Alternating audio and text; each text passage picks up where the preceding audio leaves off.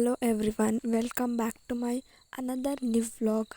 So ನಾನಿವತ್ತು ನಮ್ಮ ಮನೆಗೆ ಹೊರಟಿದ್ದೆ. ಸೊ ಬೆಳಗ್ಗೆನೇ ಇಟ್ಸ್ 6 AM ನಾವು. ಸೊ ಅದಕ್ಕೆ ರೋಡೆಲ್ಲ ಖಾಲಿಯಾಗಿದೆ. ಸೊ ನಮ್ಮ ಹಾಸ್ಟೆಲಿಂದ ನಾನು ಬಸ್ ಸ್ಟ್ಯಾಂಡ್ಗೆ ಹೋಗಬೇಕಿತ್ತು. ಸೊ ಬಸ್ ಮಿಸ್ ಆಗಿದ್ದ ಕಾರಣ ನಡ್ಕೊಂಡು ಹೋಗ್ತಾ ಇದ್ದೀನಿ. ಸೊ ನಾನು ಬಸ್ ಸ್ಟ್ಯಾಂಡ್ ರೀಚ್ ಆಗಿ ಸ್ವಲ್ಪ ಹೊತ್ತು ವೆಯ್ಟ್ ಮಾಡಾದಮೇಲೆ ಬಸ್ ಬಂತು. ಸೊ ನಮ್ಮೂರಿಗೆ ಹೊರಟೆ.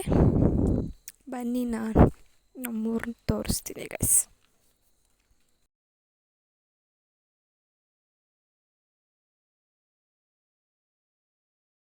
ಸೊ ಹಾಸನ ಟು ಚನ್ನರಾಯಪಟ್ಟಣ ಬಂದೆ.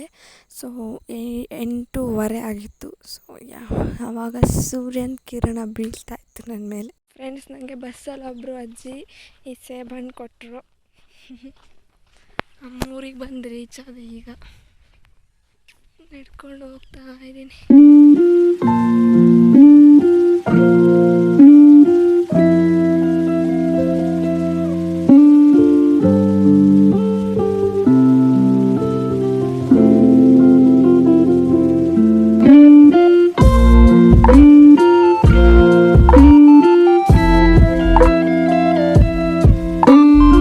ಸೊ ನಾನು ನಮ್ಮ ಮನೆಗೆ ಬಂದ ತಕ್ಷಣ ನನ್ನ ಯಾರು ವೆಲ್ಕಮ್ ಮಾಡಿದ್ರು ನೋಡಿ ಗೈಸ್. ಇದು ನಮ್ಮ ಮನೆ ಹಸು.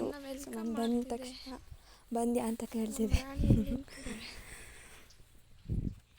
ಸೊ ಬಂದ ತಕ್ಷಣ ತುಂಬ ಹೊಟ್ಟೆ ಹಸ್ದಿತ್ತು. ಸೊ ಅದಕ್ಕೆ ನಮ್ಮಮ್ಮ ಉಪ್ಪಿಟ್ಟು ಮಾಡಿದರು, ತಿಂದೆ ಗೈಸ್. ಸೊ ಆಮೇಲೆ ನಮ್ಮ ಪಪ್ಪ ನನಗೆ ಗಿನ್ನ ಕೊಡ್ತೀನಿ ಬಾ ಅಂತ ಅಂದರು. ಸೊ ನಮ್ಮ ಮನೆ ಹತ್ರ ತೆಂಗಿನ ಮರ ಬಿದ್ದಿತ್ತು. ಸೊ ಅದ್ರದ್ದು ಗೈಸ್. ಯಾರೂ ಅಷ್ಟು ಜನ ಗೊತ್ತಿರಲ್ಲ ಅನಿಸುತ್ತೆ ತೆಂಗಿನಕಾಯಲ್ಲಿ ಗಿನ್ನ ಹೆಂಗಿರುತ್ತೆ ಅಂತ. ನೋಡಿ, ಈ ಥರ ಇರುತ್ತೆ ತೆಂಗಿನಕಾಯಲ್ಲಿ ಗಿನ್ನ.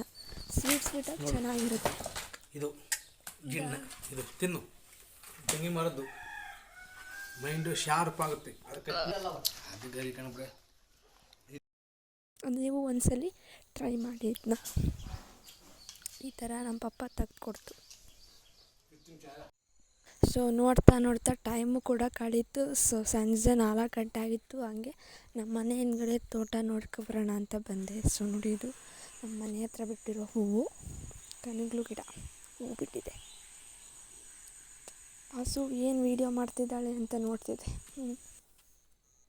ಸೊ ಇದು ಒಂದು ತುಂಬ ಚಿಕ್ಕ ವೀಡಿಯೋ ಆಗಿತ್ತು. Hope you guys liked it ಅಂತ ಹೇಳ್ತಾ, see you in the next vlog. Bye.